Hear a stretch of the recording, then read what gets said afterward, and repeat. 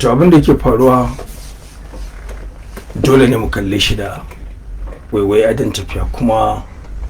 a cikin wannan shirin lokuta da ya ban yi ƙasa guyo ba wajen kallon abin ta fuskar ƙwarewar alaƙar duniya, musamman ta fuskar diplomasiya. Na faɗa a cikin wannan shirin ba zan manta ba, na ce duk wani ƙoƙari da za a daƙile matsalar insurgency a arewa maso gabacin Najeriya, matuƙar ba a nemi haɗin kai da makauta wanda muke fuskantar matsala iri ɗaya ba, to za a daɗe ba a gano bakin zaren ba. Kullum abin da nake kallo, nakan kalla abin da ya faru lokacin da marigayi tsohon shugaban Najeriya Muhammadu Buhari ya hau kan karagar mulki a shekara ta 2011. Duba da irin matakan da aka ɗauka da salon da aka fuskanci wannan yaƙi da irin matsalolin da aka kalla na tattare da wannan yaƙi, aka duba abin ta fuskar ƙwarewa, har ba muka yi ba a cikin wannan shirin muka ce matakin diplomasiya da Buhari ya ɗauka wajen neman haɗin kan maƙotanmu waɗanda abin ya shafe su kai tsaye, ganin cewa matsalar Boko Haram ba Najeriya kaɗai ta shafa ba, sai dai ta fi shafar Najeriya, tunda kamar ma bata tsira ba, idan kika duba Chadin bata tsira ba, sannan kuma idan kika duba Nijar bata tsira ba, Najeriya bata tsira ba, idan kika duba abubuwa ne da suka shafi kasashe guda hudu. Kuma dole idan ana so a magance matsalan nan sai an samu fahimtar juna tsakanin waɗannan makotan namu da matsalolin nan suka shafe su. Matsala ce wadda ba za a fuskance ta na isolation ba, a ce kawai da ke mu ta shafa mu muke da nauyin magance wannan matsala, sai dai kawai mu abin da za mu kalli Najeriya ta fi kowace ƙasa daga cikin ƙasashen abokan makotakwata mu dama da iko da ƙarfin tattalin arzikin ƙasa da kuma faɗa da masa. To tunda kuma abin haka ne, dole ne Najeriya ta jagoranci da zai kasance cewa waɗannan ƙasashen dole su bi ta, kuma dole ne ko da banci da wasu abubuwa da suke tattare da fahimtar siyasa da abubuwan da suka ɗan fara,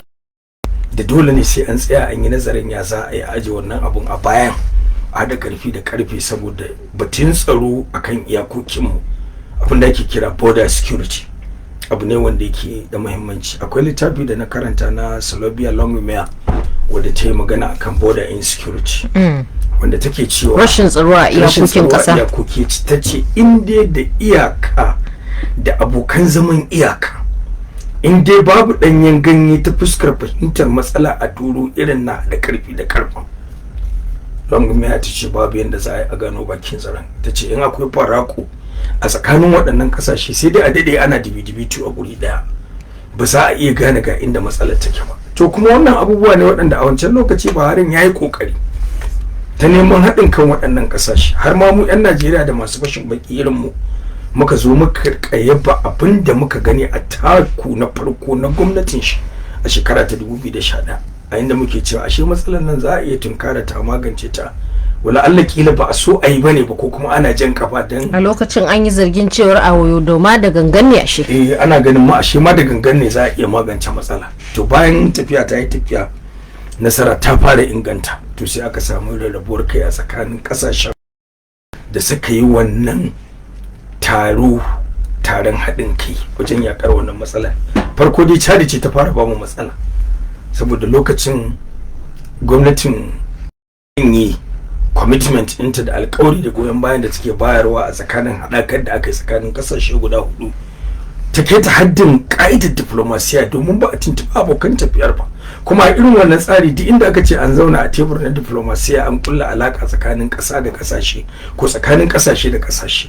to in ɗaya na tunanin akwai gajiyawa, wala'alla ko ta karancin albarkatu, wala'alla ko ta karancin dakaru, wala'alla ko wata siyasa a cikin gida da wani abu da ake fuskanta na bijirowar al'ummar da ake mulka a wannan kasar, to ba a janyewa kai tsaye, kamar yadda Sylvia Longmire ta faɗa. Ta ce abu guda da ake yi shine in ɗaya daga cikin ƙasar ko biyu daga cikin ƙasashen ko wasu daga cikin ƙasashen suka kalli ba za su iya, to a goya ta, in aka goya ta sai a yi tafiyar. Ta ce primary goal din, in ji Sylvia Longmire, shine babban abin da ake so a cimma buri daga ƙarshe a je garin muna fata. To daga lokacin da Chad ta janye ba ta yi bayani ba, kuma mun tsaya mun kalli matsayi irin na Chad, mun kuma kalli cewa alaka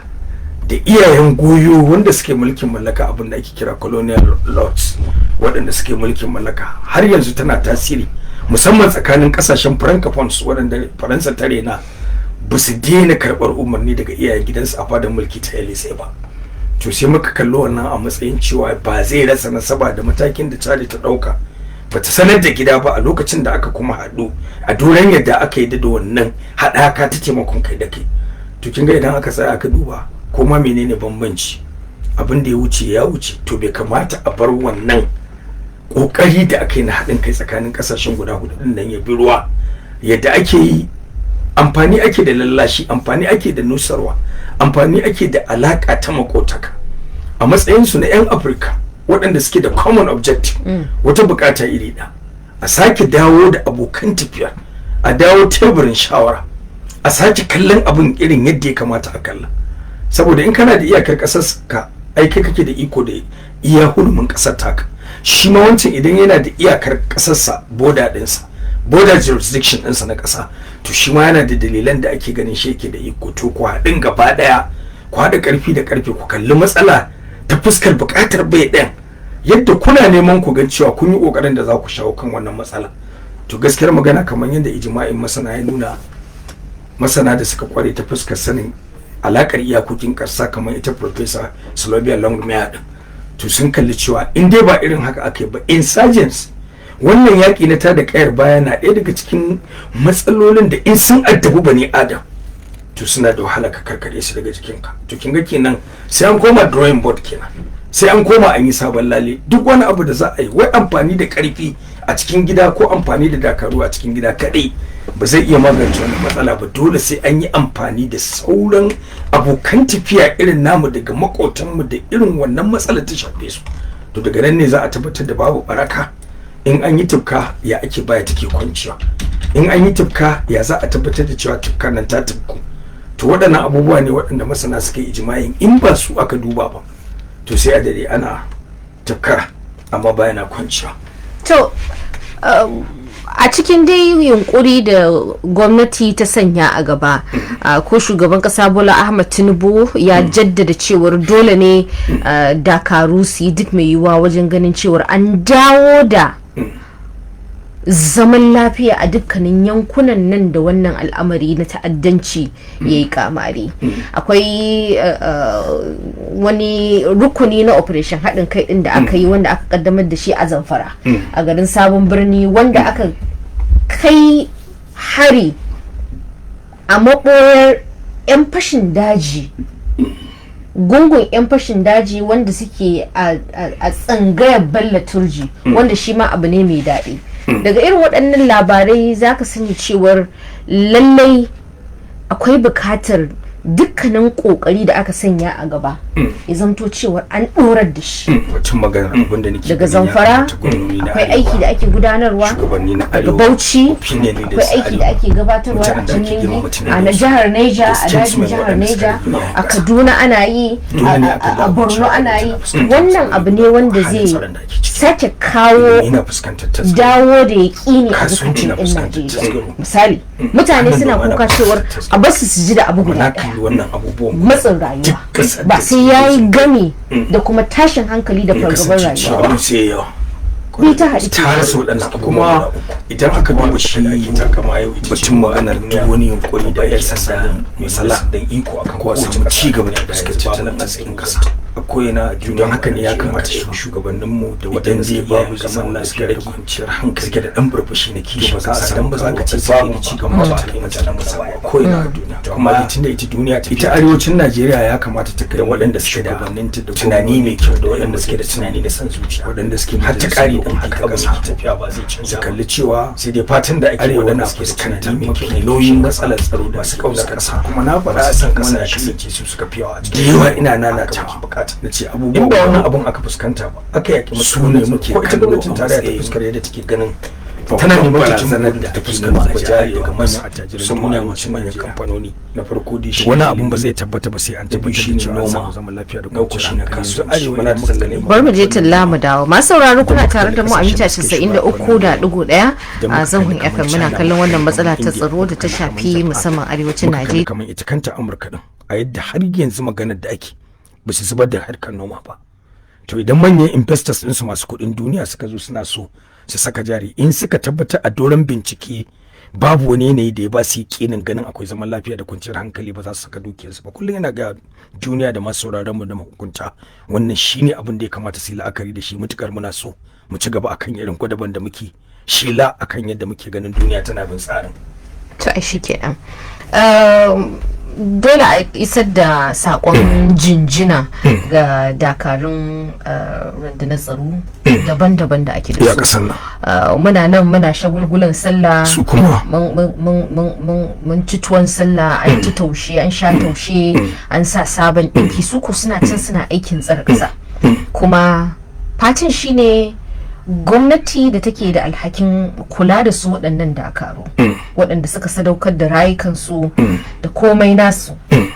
don tsare ƙasa, ana yi musu abin da ya kamata wanda zai ƙara musu jin daɗi da karsashi da kwanciyar rai su aikin su yadda ya kamata. To da ma kin san kamar yadda muka kalli wannan bangarorin abu guda uku ne ake bukata. Duk wani tsari da za a ba dauki mataki wajen tabbatar da tsaron ƙasa gabaki ɗayan shi, ko da an yi amfani da diplomasiya da neman haɗin kai tsakanin ƙasashen da muka makwataka da su a wannan yanki na Afirka, to sai mun kalli abubuwa guda uku a cikin gida. Da farko dai kamar yadda kika faɗa, na dade ina faɗa irin wannan kan cewa gwamnati ta ƙoƙarin tabbatar da haƙoƙin dakarun, ba ma ga sojoji ba da suke front line, ji wani ma'aikacin ɗamara wanda yake rike da bindiga, abin da ake kira firearms, kama ga ɗan sanda, kama ga duk mai aikin ɗamara, saboda aiki ne na sai da rai, aiki ne na kaje ka dawo ko ba ka dawo ba. Ya zamanto cewa duk an tabbatar da haƙoƙinsu daga duk inda haƙoƙinsu ke tahowa, a kuma guji duk wani tsari da abin da zai kawo Bahaushe ya maimaita karin maganarsa a ce ba dai an baka ruwa ba rijiya ta baka ruwa guga ya hana ka, kada in ta baka gugan ya rike. Sannan kuma na biyu a tabbatar da cewa duk wani ma'aikacin ɗamara wanda ya sai da ransa ya tafi yi wa ƙasarsa aiki da yaƙinin ko da ya rasa ransa a filin daga a line of duty, to yana da tabbacin cewa iyalinsa ba za su tagayyara ba, ba za su shiga cikin halin hau'ila'i ba wajen yadda za su fafutukar karɓo haƙoƙin magidantansu wanda suka riga suka bar duniya. Sannan kuma ya zamanto cewa an yi ƙoƙarin fyaɗe 'ya'yan kaɗan yadda za a gano bargurbin da suke wa system ɗin sabotage, waɗanda suke wa tsarin zagon ƙasa. To in aka yi wannan abubuwan, to na tabbata za a sami cikakken sakamako kuma ƙaruwar lema. Sannan a ce an yi duk hanyar duk da za a bi a wadata dakarunmu da suke filin daga da wanda suke gida da wanda suke yakar waɗanda suka hana mana tsaro ko zaman lafiya a gida, a tabbatar da cewa an ba su cikakkun makamai da kayan faɗan da zamanin yake tafiya. Saboda kamar da David Einstein da jami'ar Cambridge yake faɗa, duk tsaronka ko duk irin shirinka, duk horon da ka samu, to matukar baka da kayan faɗa, to mai kayan faɗa ko da baya da horo irin naka zai iya cin galabarka a duk tafiyar wani yaƙi da ake tunanin za a yi.